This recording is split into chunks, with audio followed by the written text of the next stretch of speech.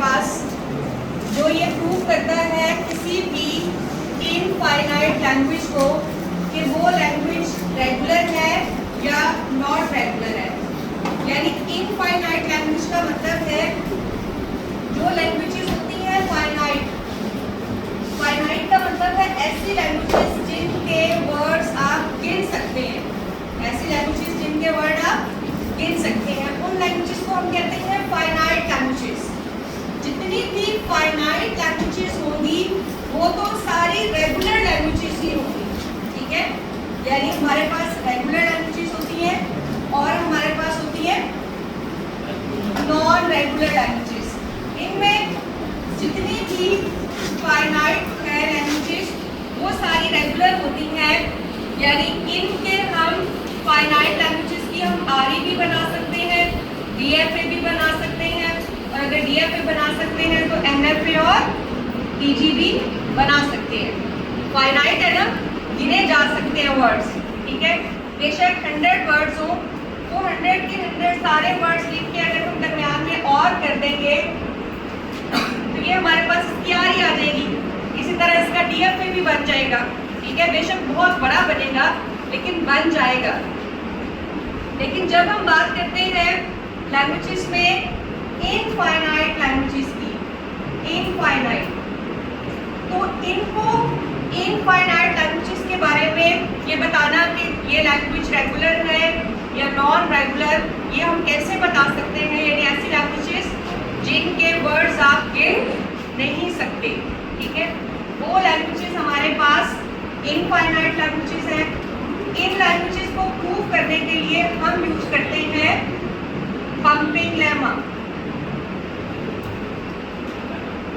Pumping lemma infinite languages regular है या non regular, इसको प्रूव करने के लिए हम यूज करते हैं एक पंपिंग लेमा।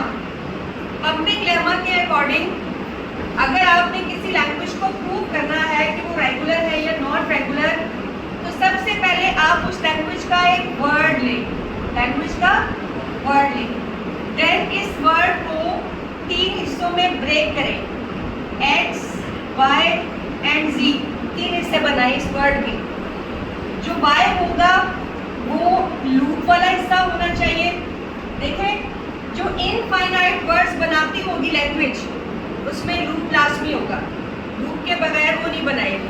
कहीं ना कहीं लूप आएगा तो इनफाइनाइट वर्ड्स बनेंगे डीएफए के थ्रू, और आरई में भी कहीं ना कहीं स्टार या प्लस लगेगा जिसके वर्ड्स होंगे इनफाइनाइट। तो वाई होगा लूप वाला हिस्सा, जो लूप से पहले वाला हिस्सा बचेगा वो हम कह देंगे एक्स में, यानी इसे हम कह देंगे बिफोर लूप, ये वाला हिस्सा, और जो लूप के बाद बचेगा उसे हम कह देंगे आफ्टर लूप।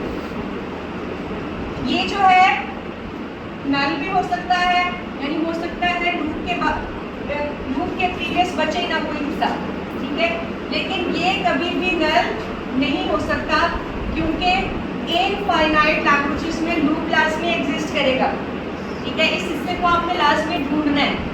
इसी तरह ये हिस्सा भी आपका क्या हो सकता है, ये हिस्सा भी नल हो सकता है।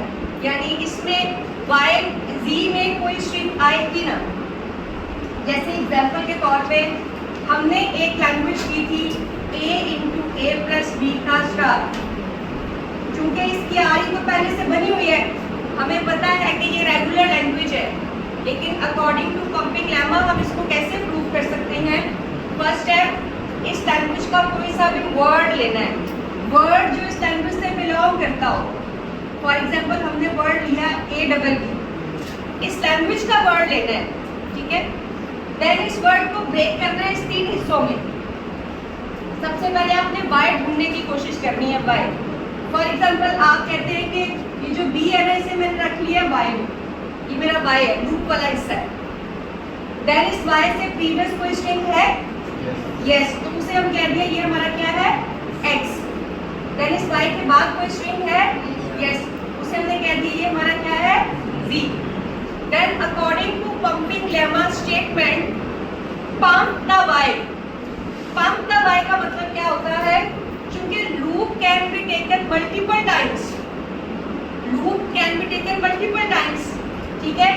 अगर आप y को पंप करके डबल कर दें, यानी लूप को एक दफा के बजाय 2 दफा ले, तो ये लूप वाला हिस्सा ये बन जाएगा, b भी हो जाएगा, देन x साथ एज इट इज अटैच हो जाएगा, z भी साथ एज इट इज अटैच हो जाएगा।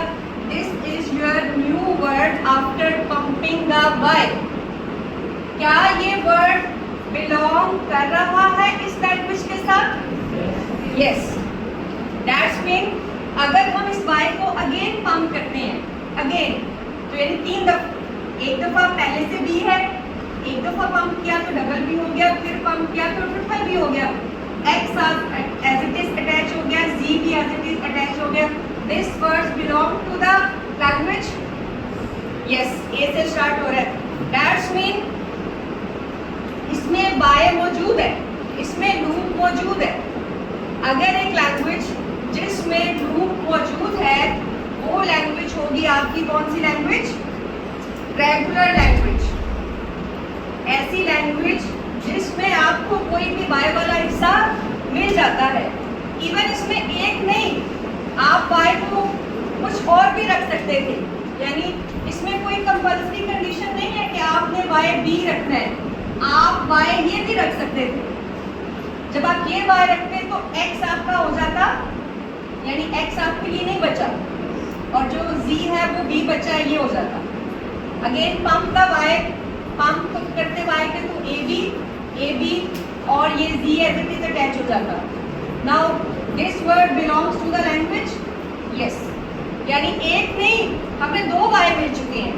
अकेला b भी y में रखने से ओके है, अकेला a भी रखने भी ओके है, हमें तो कोई एक y जस्ट ढूंढना है, ठीक है। लेकिन जब लैंग्वेज होती है नॉन रेगुलर, जैसे लास्ट टाइम हमने क्लास में डिस्कस की थी a की पावर n b की पावर n, ये नॉन रेगुलर लैंग्वेज है। अगर लैंग्वेज है नॉन रेगुलर और हम इस लैंग्वेज का कोई वर्ड लेते हैं, हमने वर्ड लिया a b b, ये इस लैंग्वेज का वर्ड है, हम इसमें y ढूंढते हैं, हम इस चीज को y में रखते हैं, तो ये हमारा हो गया x और ये हमारा हो गया z। Then according to compilation, pump the y pump किया तो y क्या हो गया? डबल है, x साथ एज इट इज अटैच हो गया और ये एज इट इज अटैच हो गया। This word belongs to this language? No, 3 है, 2 भी। यहाँ a की पावर n b की पावर n का मतलब है दोनों की लेंथ क्या होगी? सेम, a की और b की। ये वर्ड तो इस लैंग्वेज से बिलोंग नहीं कर रहा। इस लैंग्वेज में तो सारे वो वर्ड्स आएंगे जिसमें अगर a 3 है तो b भी 3, ठीक है, क्योंकि n का मतलब है दोनों की पावर हमेशा सेम रहेगी, हमेशा सेम। तो ये वर्ड को लैंग्वेज से बिलोंग नहीं कर रहा। चलो हम y चेंज कर लेते हैं, ठीक है, कोई और y ढूंढने की कोशिश करते हैं। हमने y में रख लिया ये सारा, अगर ये रखेंगे तो वर्ड हो जाएगा 4a 2b, ये भी नहीं ओके, ठीक है। हम y और चेंज करने की कोशिश करते हैं, हम y में रख लेते हैं b, तो y ये हो जाएगा डबल b और ये एज इट इज, ये वर्ड भी बिलोंग नहीं करता। हम अगेन y ढूंढने की कोशिश करते हैं, हम y में रख लेते हैं ab, तो ये y हो गया, ये x हो गया और ये क्या हो गया? z।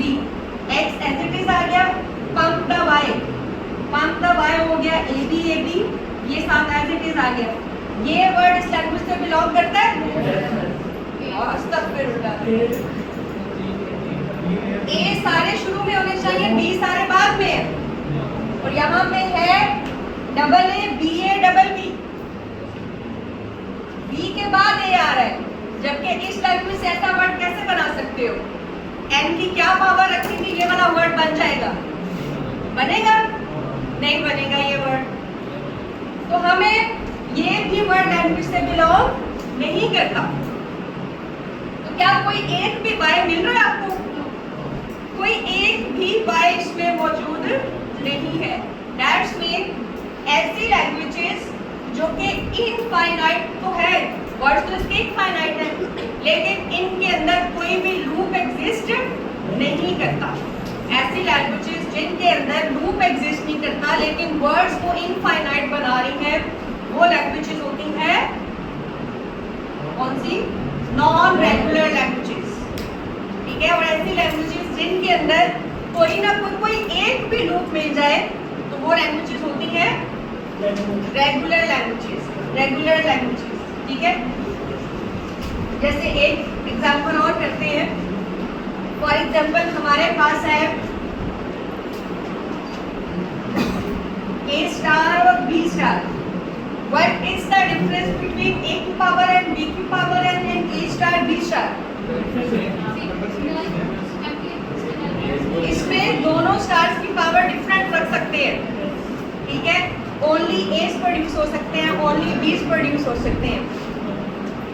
अगर हम इसका एक वर्ड लेते हैं डबल A डबल B, ये लैंग्वेज का वर्ड, इस लैंग्वेज का वर्ड है, और हम इसमें रखते हैं Y, इसको, ये हमारा Y है, तो ये X हो गया, ये Z हो गया, X एज इट इज आ गया, पंप द Y पंप किया, तो हमारे पास ये वर्ड बना।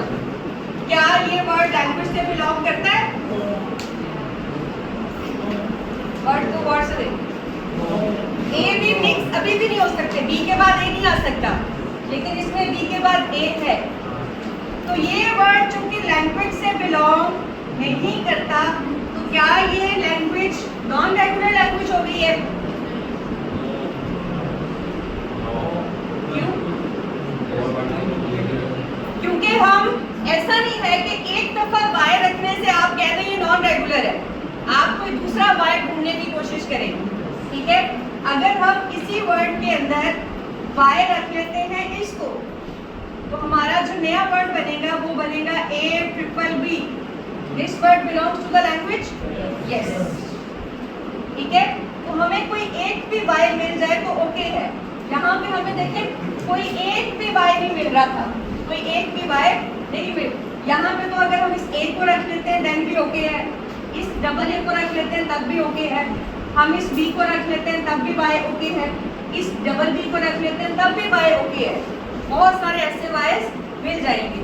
यानी तो एंड रिजल्ट क्या हुआ कि इनफाइनाइट वर्ड्स प्रोड्यूस करने वाली लैंग्वेजेस, अगर उनके अंदर लूप है तो वो रेगुलर है, और अगर उनके अंदर लूप नहीं है तो वो नॉन रेगुलर है, ठीक है। और जितनी भी फाइनाइट वर्ड प्रोड्यूस करने वाली लैंग्वेजेस हैं वो क्या होती है? फाइनाइट वर्ड्स प्रोड्यूस करने वाली लैंग्वेज रेगुलर होती है या नॉन रेगुलर? रेगुलर होती है। All finite languages are regular. तो पंपिंग लेमा का टॉपिक इतना ही था।